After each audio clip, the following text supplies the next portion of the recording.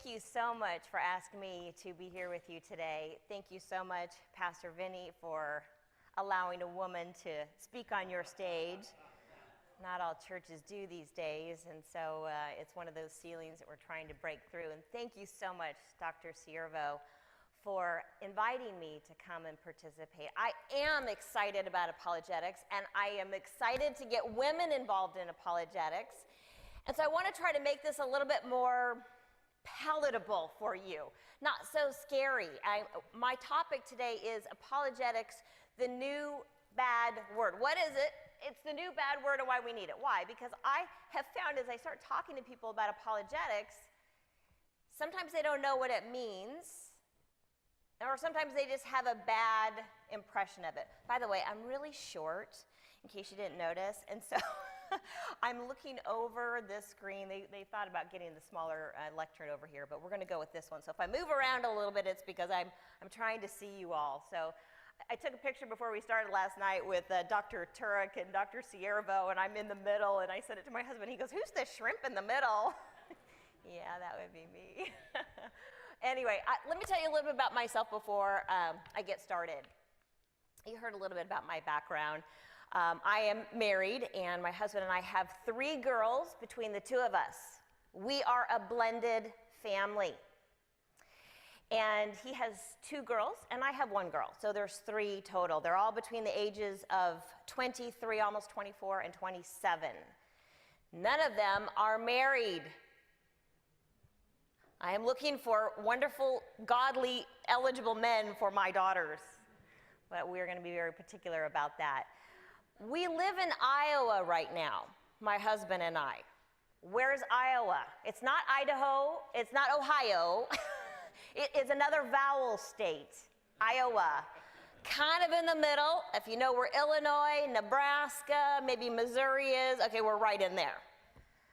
It's a flyover state, not a destination state. No one really goes there to visit unless you have relatives.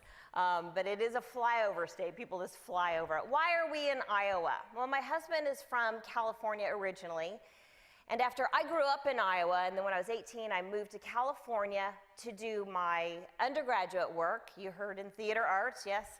I did a little bit of acting and producing and television commercials. I had a very, very tepid career, so don't ask me what I did because I'm embarrassed to tell you what I did because then you'll go rent those silly movies.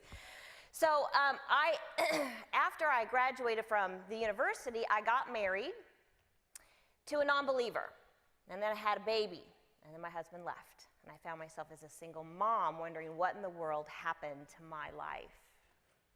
I grew up in a Christian home, wonderful, loving Christian parents. They're still married today. Grew up in the Midwest, and I wonder what happened to my life. How could I become a divorcee? And all the stigma that was attached to that. But by God's grace, he grabbed a hold of me, and he rescued me, and he redeemed me. I met my husband after I graduated from law school. By the way, I went to law school as a single mom, took my daughter to classes with me. I think that's why she's so smart today. She graduated top of her class at Berkeley. Berkeley. I will talk to you a little bit about that in my presentation this afternoon. She graduated top of her class. I think the reason why is because she always treated school, junior high, high school, college, like I did law school, because she watched me and she helped me to study for my exams. One of the reasons why I went to Chapman University is because Hugh Hewitt was there. I don't know if you know Hugh Hewitt. He speaks on the radio. He's a Christian. He moderated a couple of the presidential debates this last season, so maybe he's familiar to you. Anyway, not very many people wanted to take his constitutional law class because he was very, very hard. He required all the students to read all of the cases that were assigned, not abbreviated cases, but the entire case. So it was quite a workload, but I took his class and I amateur it. That means I came first in his class. But I took my daughter to class with me. And Hugh Hewitt would even call on my daughter and ask her what she thought about certain things. So she was really brought up in an adult world. So I later met my husband. He was practicing law. I was practicing law by that time, and we started working together, and then quickly we saw that God was moving both of us in ministry. My husband comes from a long line of experience. He was the Bible answer man on the radio before Hank Hanegraaff. He's been a pastor, he's been the dean of a law school, professor. He's done a lot of different things before we met and started practicing law together. I'm hoping this will be his last year practicing law and that he'll be doing apologetics more full time. That really is his love. He is now the executive director for Ratio Christi International. If you haven't heard about Ratio Christi, I encourage you to look it up on the web. It is a college campus ministry aimed at the students and the professors now. And it's kind of like, many people are familiar with Campus Crusade for Christ and organizations like that. So it's a Christian club on the university campus. But the focus is on apologetics because the university is really a battleground right now. And it's taking the minds of our children. And so this is a place for kids to come and have their faith strengthened. I'll tell you a little bit about my own story. I was one of these casualties from the university when I was younger. So we travel now around the world and we speak. And so I get the opportunity to talk to lots of different groups of people. And what I found when I do these apologetics conferences is the women would come up to me afterward and they would be asking me a lot of questions. They weren't asking the male speakers. And I thought, where are the women doing apologetics? I mean, nothing against men. I love men. These men who are speaking to you, they are brilliant. But there's something about getting a female perspective that can just give you another dimension to what apologetics is all about. And so we're now starting to see female apologists. And so I want to encourage the women. And part of the reason is because many times you're the ones who are home with the kids the longest. You're kind of the primary influencer still in today's society here in America on children. And so I want to encourage women to get engaged in apologetics. Okay, so why do we live in Iowa now? Well, after our youngest graduated, went off to college, we were empty nesters, and we decided, hey, let's go to Iowa and spend our time full-time there. We live on a lake, so it's very peaceful, it's very quiet. We have all kinds of critters running around our yard. We used to have deer, but now I've got a dog, so the deer don't come around and eat my plants anymore.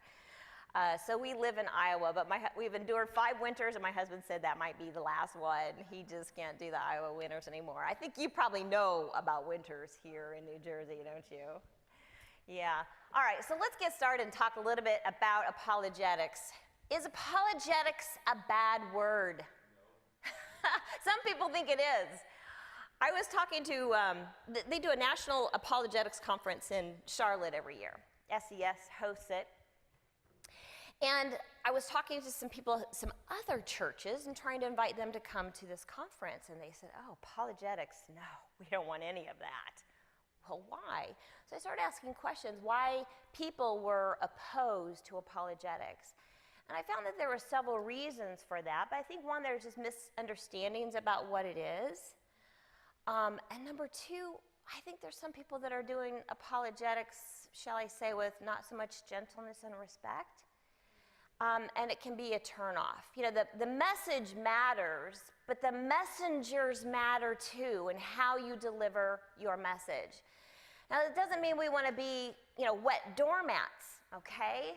We do want to speak truth with love and with authority, but with compassion. I have another talk that I do, and that is about how to do apologetics with gentleness and respect. And a lot of it comes out of the Greg Kokel book, Tactics, which I see you have out there on your table. So I encourage you to pick that up and read that.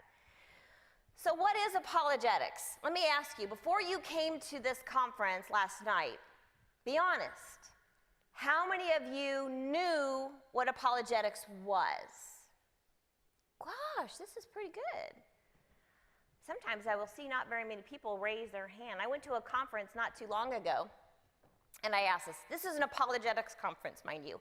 An apologetics conference, and I was one of the first speakers, and I asked them, how many of you know what apologetics is? And I had like 2 people raise their hand. I thought, wow, I better start with ground zero and explain what apologetics is and why it's so important. But it looks like you're ahead of the game. So probably due to your pastor encouraging you to feed your mind. And we will talk a little bit more about that in a bit. So what is apologetics? Is it an apology? Some people think apologetics sounds like apology, and it is an apology that you're saying you're sorry that we're apologizing for being Christians. I'm going to just stop here for a second and tell you, when I get introduced often as a lawyer and a mediator, I have to explain to them I'm one of the good guys, because I know that there are a lot of lawyers with bad reputations, and probably rightly so, some of them. But my husband and I do quite a bit of litigation work. I'm doing less and less these days. We're trying to wind that part down. And I'm trying to do more mediation and Christian conciliation. So I teach peacemaking often when we travel overseas. Anyway, so I just wanted to tell you a little bit about my background as a lawyer, because I often start off by apologizing for all the bad lawyers that are out there. A real apology, not this apologetics. And by the way, I am a mediator, not a meditator. Some people get those confused, although I am a meditator on God's word too. So it's not an apology. Is it an argument? Some people don't like apologetics because they think, I don't want to argue. I don't like to fight with people. Well, it is kind of an argument in a way. It's not a quarrel, but you are sharing ideas, and there are competing ideas in this world. And so our job as apologists is to be able to proclaim what's true and to correct other people in their errors in their thinking. So sometimes it can be an argument or a debate. Some people are very gifted at doing that kind of work. I don't do debates. My husband does. He just did one in Nigeria last fall with a Muslim on Is Jesus God? So there are some people who do really, really great debates.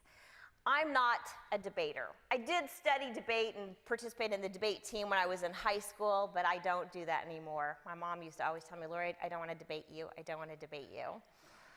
I think going into law was kind of a natural thing for me to do, because I do love to present the case, and I do like to be able to support it with evidence. And apologetics gives me a venue and a way to do that. What is apologetics? I think the easiest way to describe it is it's an answer. You heard yesterday that apologetics is taken from this word apologia. 1 Peter 3:15 tells us, but in your hearts set apart Christ as Lord. Always be prepared to give an answer to everyone who asks you to give you the reason for the hope that you have. But do this with gentleness and respect. Apologia. That is the word that's used there for answer. It can be translated different words, but this one happens to translate answer, and I like that one. It is a courtroom word, as you heard last night. Apologia is to present your case, to present reasons, to present evidence, to present a defense, to present your case. And like it or not, even if you're not a lawyer, you are called to be a case maker. Because 1 Peter 3:15 says you have to be ready to give an answer when people ask you questions. And it's not always going to happen in some kind of formal setting like a debate. It's going to happen in your everyday life. I was getting my nails done not too long ago, something the women can relate to, not the men in the room. And the gal who was doing my nails started asking me some questions about Christianity. She said, I love going to church. I love the worship music. I feel so good when I go to church. But I just don't think I can be like you Christians. I just don't fit in. And so she was under this misunderstanding, this misimpression that being a follower of Christ meant you must look a certain way and do certain things and conform to a certain group of people. That's not what Christianity is about. It's about a relationship with God.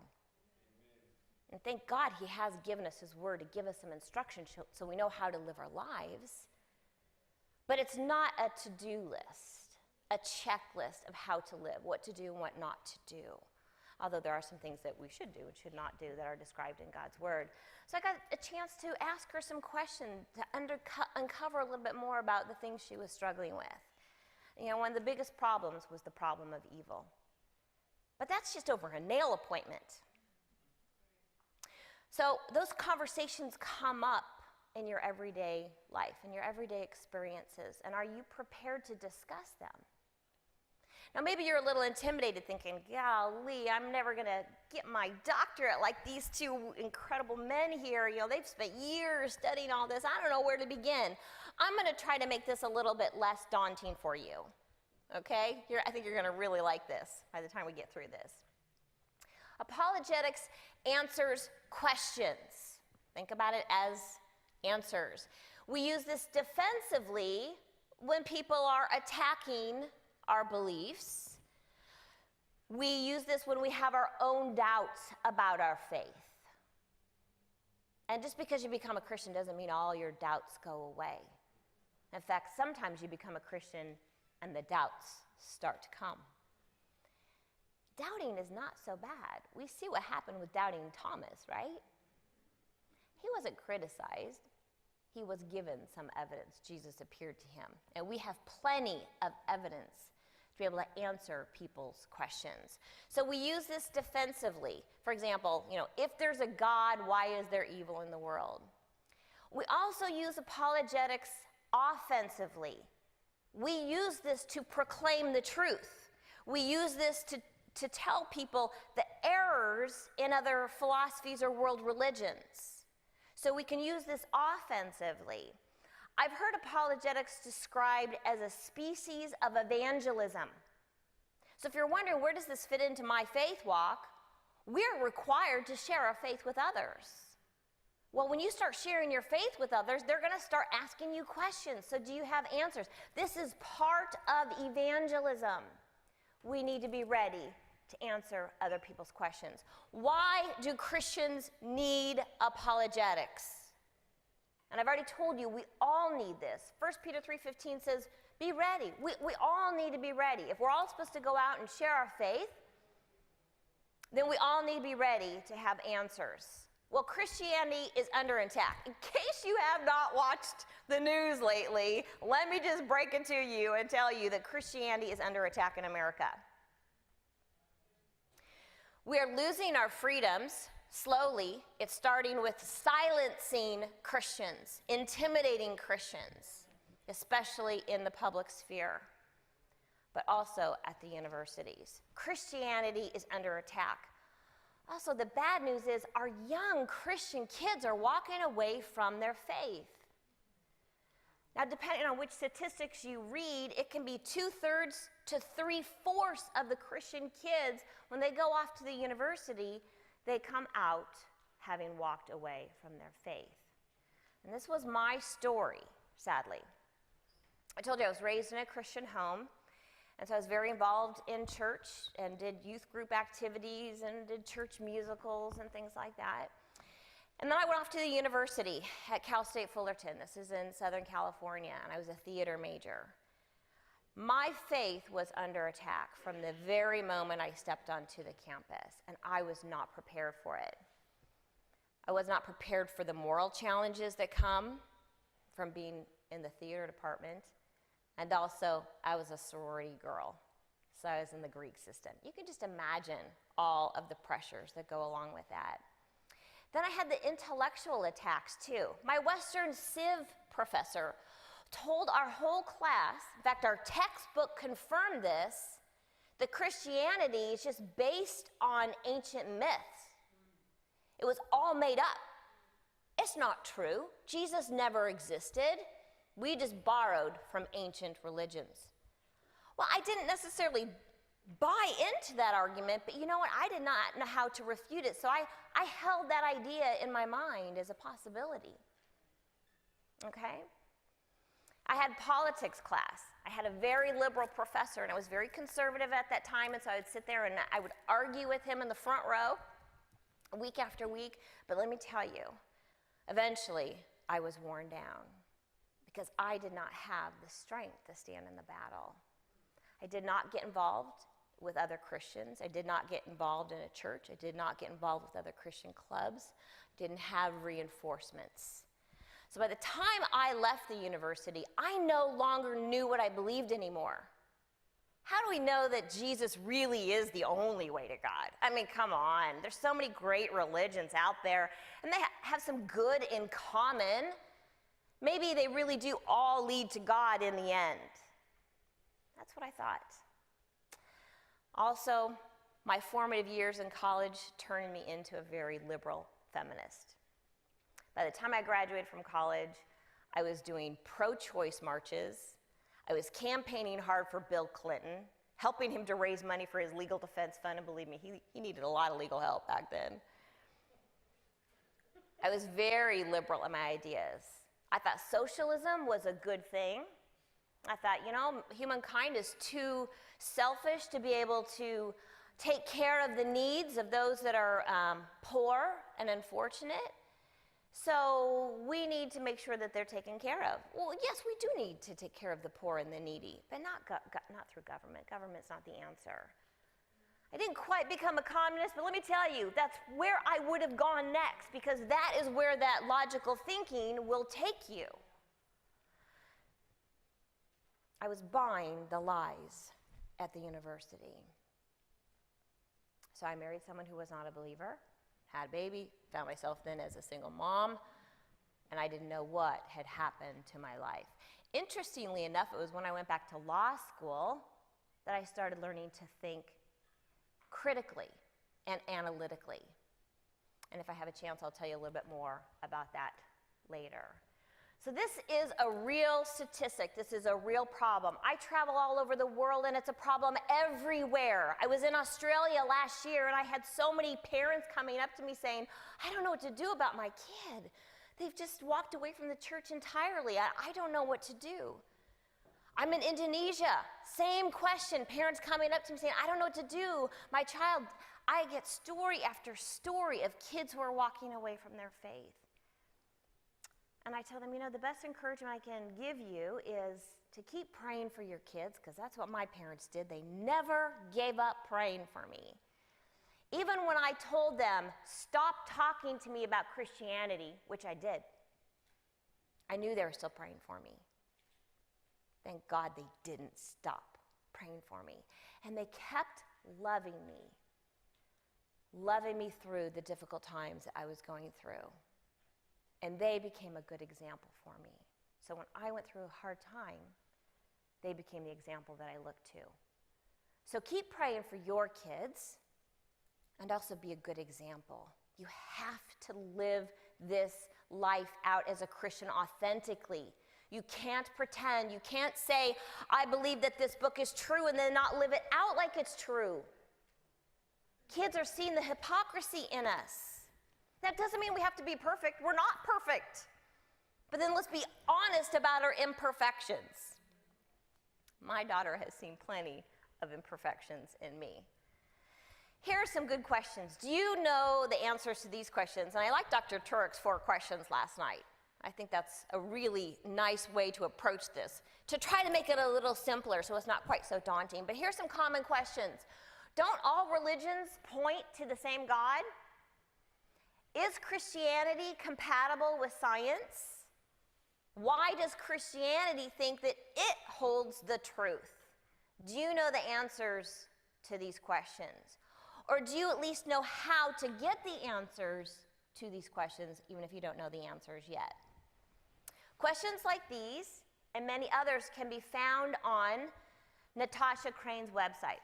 She has a website called Christian Mom Thoughts. And she has published 65 common questions that kids are asking their parents, and parents need to know. How many parents do we have in the room? Can you raise your hand? Oh, quite a few. How many grandparents do we have in the room? Okay. So you can relate to this. How important this is to be able to answer kids' questions. Here's what we tend to do as Christians. We find somebody has a problem, especially if it's an intellectual problem, and we want to go buy a book and give it to them and say, here, read this book. Now, there's nothing wrong with giving books to people. I'm not saying that that's a bad thing. But what you need to do is get equipped yourself so that you also can answer these questions. And if you don't have the answers right away, be honest about it. Be authentic and say, that's a great question. I don't have an answer, but you know what? Let's find an answer together. One of the things I did with my daughter as she was growing up, if she had a research assignment in school, she went to public school, and they would often give a very liberal perspective. And I would say, well, that's okay that you're learning that, but let's learn all sides of the argument. And then you decide which argument you think is best. So I didn't want her to be afraid of these other alternative ideas. I wanted her to be confident in her mind that she could look at the different perspectives of an issue and come to a conclusion about what's true. Now, my daughter did wrestle with her faith when she went off to school. And you saw put up on the slide here last night about that girl who went off to college and within the first 4 weeks was doubting, right, her faith, and did God even exist? I think it was about 4 weeks after my daughter went off to Berkeley, and she called me saying, how do we know Jesus is the only way? How do we know the Holy Spirit's real? If there's a God, why is there so much evil and suffering in the world? She probably spit out every single objection that there is. And I thought, no, this can't happen to you, not my daughter. I prepared you for this. She grew up with apologetics, and I spent that whole year, her senior year, really preparing her for the battle she was going to face at college. I taught her. Here's what I did not do. I did not train her. There's a difference. J. Warner Wallace talks about this when he does his speaking on cold case Christianity, encouraging parents, is it's no longer sufficient for you to just teach your kids. You have to train them. I think of this as boot camp. You know, if you're going to be a soldier in this battle, and there is a battle going on, in case you haven't noticed, of good and evil in this world, if you're going to participate in this battle, you better be trained up. You better be a trained soldier. And we need to equip our kids to be trained soldiers too. And that means training them. There's lots of different ways you can do that. I'm not going to spend time talking about that today. But I want to share this with you. Some recent questions. I went to an apologetics conference not too long ago, earlier this year, and it was a pretty large conference. This is in Cedar Rapids, and they have about 800 people that attend this conference. Did you know Cedar Rapids, Iowa is listed as one of the top 10 least Bible-friendly cities in the U.S.? Cedar Rapids, Iowa. It outranked San Francisco and Las Vegas. There's a hunger and a thirst for apologetics there. Anyway, we did this large apologetics conference, and one of the things they do is they allow young people to come, and they can come even for free. They get scholarships if they write a little essay. So this one girl wrote an essay, and at the end of their essay, they were encouraged to ask questions that they wanted answered. I wanted to read you some of these real-life questions that a teenager posed at this conference I went to in the Midwest. This is a Christian kid, and these are real questions. Some of them surprised me. Why does God have so much love for us?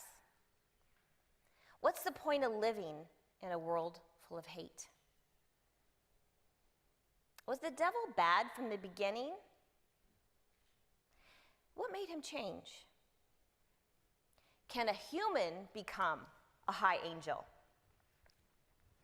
If you accept Jesus and you don't read the Bible, do you still go to heaven? What was Jesus like in the first part of his life? What do atheists think about God? And how can they hate him if he doesn't exist? How many people will end up going to hell anyway? How does God cry? What happens after the rapture? How long is forever? If the devil can fall, can we fall once we get to heaven? The unknown is a scary place, so why didn't God give us all the information? Why did he only give us part?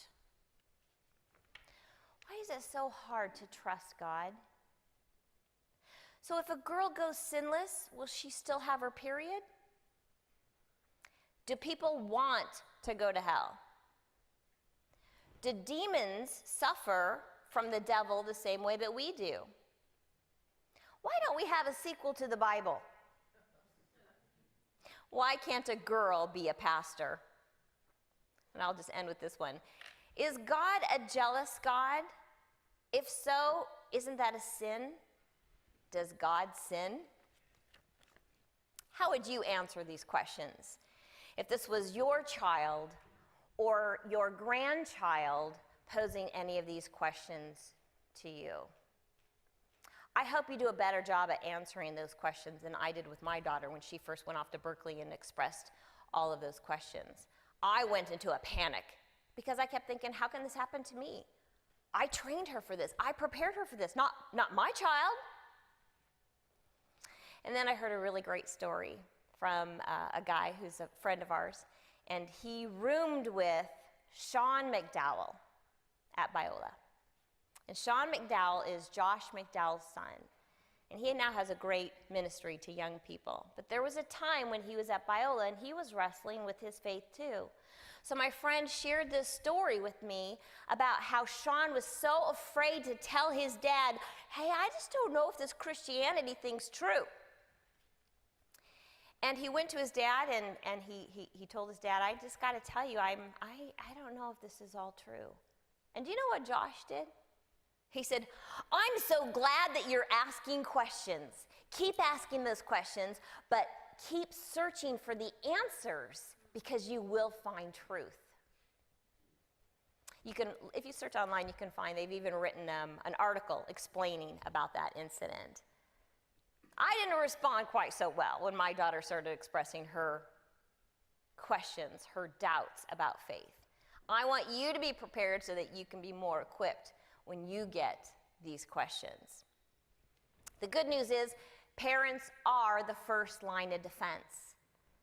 You raise your kids, yes, they do go off to school, whether it's private school or public school. Maybe you're one of those very, very fortunate and privileged people who get to homeschool your kids. If I had to do it all over again today, I think I would be homeschooling my kids. But I didn't have that option back then, and so public school was what I was left with. But we can learn how to respond to their questions and their answers. And even if you don't have kids, and even if you don't have grandkids, if you're a member of a church body, there are kids at the church. And someday they're going to grow up and go out into this world that is scary, that is sick, that is darkening, and we need to be able to present hope for them. And the hope comes in the answers that we give. So I told you that I've been speaking for a while now, but on a variety of different issues, not necessarily apologetics issues. I've been speaking on everything from women's issues to prayer issues to human rights. I've done a lot of teaching on biblical peacemaking, how to be a peacemaker, Christian conciliation. I went to Nigeria. I've been to Nigeria 3 times now. I've taught about 125 lawyers and judges on how to do Christian mediation, how to help people who are in conflict. Because even though I'm a lawyer by trade, I have found, I'm going to be honest, it's really hard to get justice in our court system today. And so I think we need to also remember 1 Corinthians 6, and Christians shouldn't be suing other Christians in court. So we need to have an alternative method for people to resolve their conflicts outside of court. So that's one of the things I do, some teaching and training. So this was in 2015. We went to this Intelligent Faith Conference in Cedar Rapids. And this is where Dr. Turk was one of the key speakers. That's where I met him. And Dr.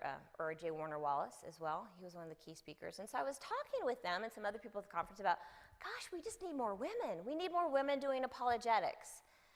And so I started thinking, you know, I think it's time for me to just step in, and maybe I need to study this a little bit more formally so that I can start encouraging and equipping women to get out there and to learn to find the answers to these questions. So you're here today for a reason. It's not an accident. God has a purpose for you being here today. If you haven't been trained in apologetics, then it's time to start somewhere. And you just do it bit by bit, step by step. This is a book that I highly recommend. It's out there on the bookshelf. I told you that Natasha Crane has this website, and so she wrote this book, which has, I think, 40 questions, most important questions that she has found that parents need to be prepared to have answers for their kids. So start with something like this. A book that has the common questions and some responses and some answers. Here's a great book on the evidence for God. Now, I should have Dr. Turek's books here on my slideshow as well. He's got some great books out there on the table, which I highly recommend. This one is breaks it down for you in a real easy way to understand the evidence for God. This is also by J. Warner Wallace. He did Cold Case Christianity, which I think is coming up here on another slide. And he presents a perspective of a former homicide detective from Los Angeles. So he has a really interesting way of presenting the information that keeps the reader engaged. Finding the truth. I hate to tell you, but this is really critical today that we talk to people about truth. Dr. Turk explained this to you last night. If we don't get this threshold question, is there truth? Is there an objective truth? Then it's going to be really hard for us to talk about other things after that. We're redefining what is true. We're redefining words. We're redefining concepts. We've redefined family and marriage in this country. And in order for us to reclaim them, we need to know what the arguments are. This postmodern relative way of thinking, we need to know how to point out the errors, the logical fallacies, as Dr. Turek said. How many of you saw the movie Case for Christ? Oh, not very many. I haven't seen it yet either, I confess, but I've heard wonderful things about this movie. This book was instrumental in me getting interested in apologetics. After I came back to faith in Christ and surrendered my life to following him, I no longer trusted my own ideas and thoughts anymore. And I started reading, well, maybe I better read this Bible. It's probably got some good stuff in it, right? So I'm a Christian, and I'm claiming to follow Jesus. I better read this book. So I started reading it. And I thought, well, how do I know all this stuff is true? And someone recommended this book, and I read this book. And that really helped me to strengthen my faith. This book might help you to strengthen your faith as well. This is a great book on reliability of the Gospels. I mentioned to you before. I won't spend too much time on it again. This is J. Warner Wallace's book. Okay, so start now. Even if you haven't done anything, start now. And if you are afraid of where to start, and this all seems a little bit overwhelming, then pretend you're a kid. And just start with the kids' materials, because there's a lot of material for kids these days. J. Warner Wallace and his wife wrote this book, Cold Case Christianity for Kids. They even have an online program to go with it. It's interactive. You can sit down with your kids and go through some exercises that make it fun to learn how to defend your faith, how to become a case maker. Even if you don't have kids or grandkids, get the material anyway and start working on it. You don't have to go for the highbrow stuff yet. Okay, the other series of books, I don't know if you're familiar with Lee Strobel, The Case for Christ. He wrote a series of other adult books, but he wrote a series for kids as well. These are useful tours. This is probably for 9 to 12-year-olds, so not really, really young, but 9 to 12. Okay, I love this. I discovered that there are picture books for apologetics now. So if you really are intimidated by some of this material, get the picture books. Look at this. We have Pig and the Occidental Oink, Chameleon's Can of Worms, and Possum and the Empty Tomb. Let's start them young. Let's start them early. I wanted to mention, I just saw an article come out this last week on the internet, on one of the major news. It's like a Christian magazine kind of thing. And this lady wrote an article saying, it was in response to The Case for Christ, the movie. And she said, do not be teaching your kids apologetics.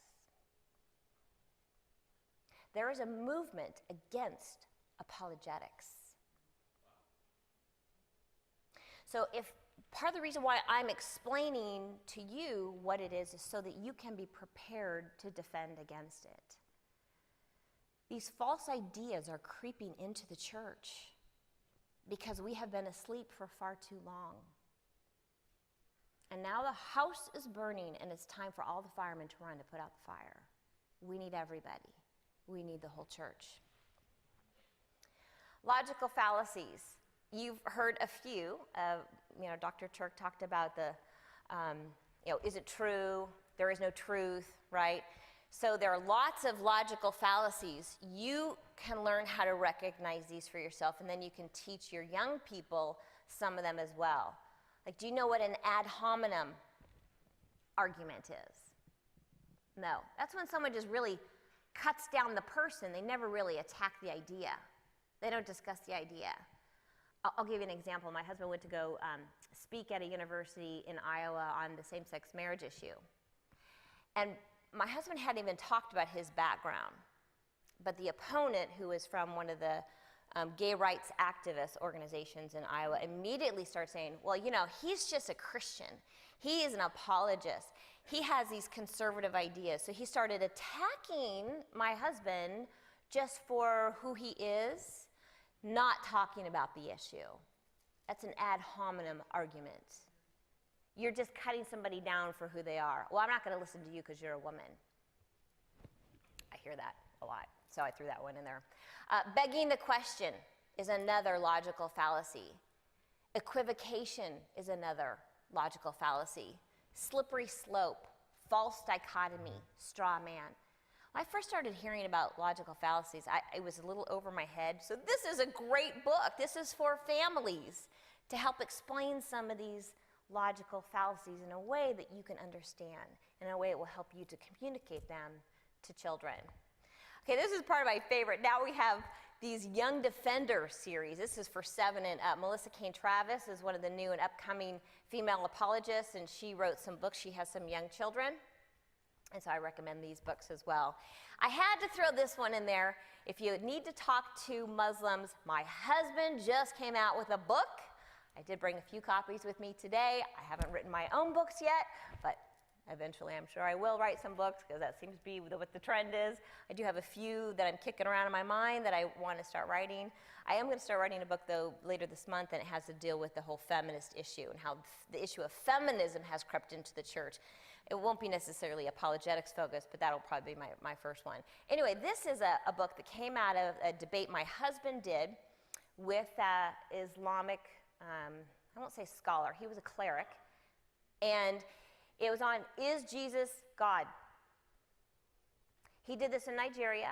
We were there in November, and we probably had about 800 people in attendance. Probably 3/4 of them were Muslim. And during this debate, my husband gave the gospel message, I think I counted 5 times, over and over. I'll bet it was the first time many of these Muslims had ever heard the message of the gospel. So what my husband did is use this approach about attributes that are ascribed to Jesus, attributes that Muslims agree are ascribed to Allah, and say, well, if these attributes are ascribed to Jesus, you draw the conclusion, isn't Jesus God? So this book is the result of that. It outlines the points and the arguments he made, so it's a great tool if you want to talk to Muslim folks. So lastly, I'm going to leave you with this little resource. I mentioned Ratio Christi. They have also just started this new program called Ratio Christi College Prep, and it is to help high schoolers prepare for college. And also on this Ratio Christi website, they have a long list of more resources, too long for me to even put them up here. A long, long list. And they break them into categories. They break them into age categories, and you'll find some more useful materials. Ravi Zacharias International Ministries now has an online program. You can, if you want to pursue this more formally, you can go to SES, like Dr. Ciervo and Dr. Turek, and go to Biola. That's where I'm currently enrolled. Just because it's in California. I'm from California, so it was more familiar for me. My husband graduated from Biola and also from Talbot. But there are many resources out there available. So I hope you feel a little bit encouraged about the many tools that are out there available for you. So you don't have to just start with the highbrow information. You can start with even picture books. If that's where you need to start, then start with the picture books, okay? But what's important is that you start somewhere, because we have lost a generation and we need to reclaim them. And the only way we're going to do it is if the whole church gets involved. I'm so glad that you started this conference with worship. I think we need to do that at more apologetics conferences. I don't see it happening all the time. But what I see happening in the church as I travel around the world is we tend to fall into one or two categories. Either we just focus on feeding the mind and we become so intellectual, we kind of lose the heart, right? And we depend too much on human reasoning and not enough on God. Or I see people in the church that are on this other side, that it's all about feel and joy and, and being led by the Spirit, which is good, but then we neglect our mind. And the scripture tells us that we are supposed to love God with our heart and our soul and our mind and our body. We're supposed to worship God with our heart, our soul, our mind, and our body. And how do we love God and worship Him with our mind? It is by learning. It's by learning. It's by studying His Word. Romans 12 says at the very beginning, "Therefore I urge you, brothers, in view of God's mercy, to offer your bodies as living sacrifices, holy and pleasing to God. This is your spiritual act of worship. Do not conform any longer to the pattern of the world, but be transformed by the renewing of your mind." Now we know that when we come to faith in Christ, we're a new creation, right? We're reborn. We're given a new nature. But sometimes our life doesn't change overnight, does it? We have some old patterns that are hard to get rid of. Maybe some old habits that are hard to let go of, or some old thinking that is hard to get rid of. When I became, I'll say, surrendered to following Christ, one of the hardest things for me to change my mind on was the abortion issue. I had such a rigid way of thinking, and I had been so used to arguing against Christians about you can't legislate morality, we don't know when life begins. I mean, I knew all the arguments, so it was hard for me to make that change. But here's what was key. I told God, I want your truth. I need to see it from your word, and I'm willing to be wrong. That takes a spirit of humility. To be willing to be taught by God and His Word to instruct us in what is true. And do you know what it was that changed my mind on the abortion issue? When I was in law school, after my first year, I decided to make a trip to Washington that summer because I wanted to visit the nation's capital. I'd never been there. Here I am studying law, so I might as well go to the Capitol and learn a little bit about our history. So I got to tour the Supreme Court and the Capitol and the White House. And while I was there, I thought, it's a Sunday, I should probably go to church. Well, I wanted to go visit the National Cathedral because it's a historical place. It's a Catholic cathedral. And I don't think I'd ever been to a Catholic service before, but what the heck, it's a historic place, so I decided to go. And that priest talked about stem cell research that day. He talked about kind of a political issue, but he talked about the value of life. And he used God's word in a way that grabbed my attention that no other person had been able to get before. And I had other friends try to use the word to persuade me to abandon my views on abortion. But for some reason, this context, it was just God's timing, and my heart and my mind were open, and I saw that God alone is the creator of life. He alone is the creator, and that He created each of us with value and dignity and love. And if God created us because He loves us, and each and every single one of us is valuable to Him, why does a woman think she has a right to choose death of an innocent life? I don't know why it was that moment that I changed, but that's how God chose to open my eyes. As you start sharing the truth with other people, look, apologetics is not going to save people. Only God saves people. But what apologetics does is help break down those intellectual obstacles so that you can bring people to the cross so that they are left without excuse.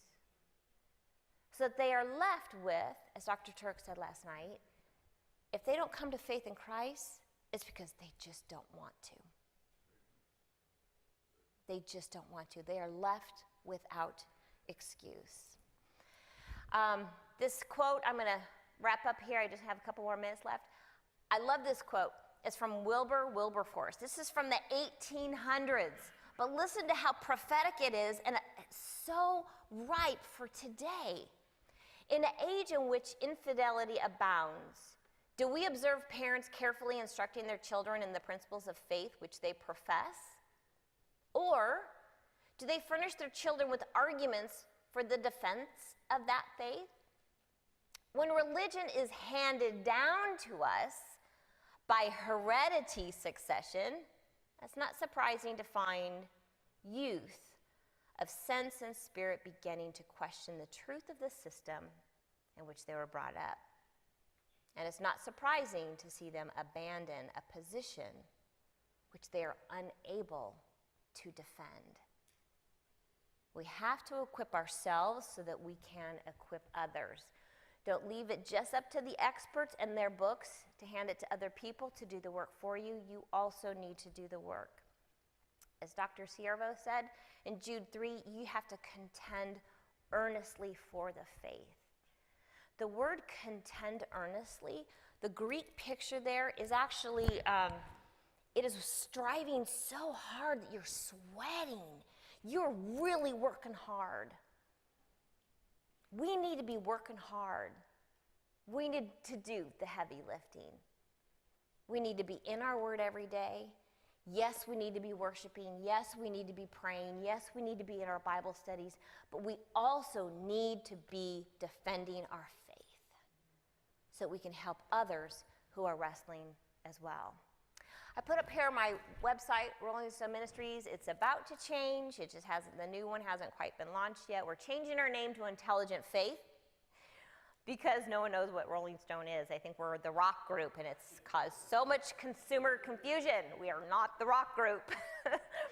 So we're changing our name to Intelligent Faith because that is what Christianity is. It is an intelligent faith. When someone asks you, why do you believe that Christianity is true? Why do you believe in Christianity? Because it's true. No other faith out there is true. We have intelligent answers, and it hinges on the life, death, and resurrection of Jesus.